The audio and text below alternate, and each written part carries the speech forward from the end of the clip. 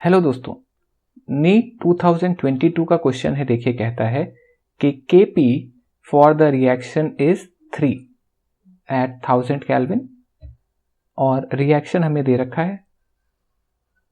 पूछा है कि Kc की वैल्यू कितनी होगी एट द सेम टेम्परेचर और R की वैल्यू है 0.083 लीटर बार केल्विन इनवर्स मोल इनवर्स। तो बेसिकली सीधे सीधे अगर हम कहें तो ये Kp और Kc का रिलेशन का क्वेश्चन हो गया है। तो रिएक्शन अगर आप देखें उससे हमें समझ में आता है Kp is equal to Kc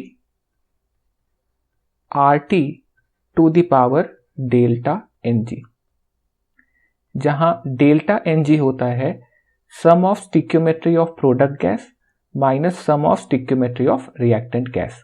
तो यहां अगर हम डेल्टा Ng निकालें तो प्रोडक्ट में गैस की स्टिक्योमेट्री है 2 माइनस रिएक्टेंट में गैस की स्टिक्योमेट्री है 1, तो 2 माइनस 1 यानी कि आ जाएगा 1।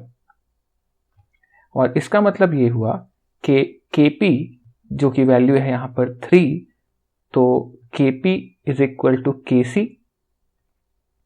R की जगह 0.083 होता है, याद रखें, नियरली इक्वल टू ये हो जाएगा 1/12।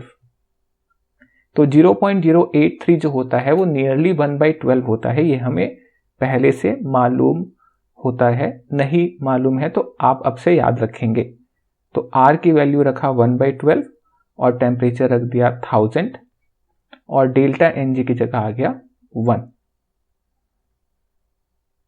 तो ये सॉल्व करके आ जाता है Kc और 3 × 12 यानी कि 36 और 1000 का आ जाएगा 10 टू द पावर -3 यानी कि ये आ जाएगा 3.6 into 10 to the power -2 and that is option number 2।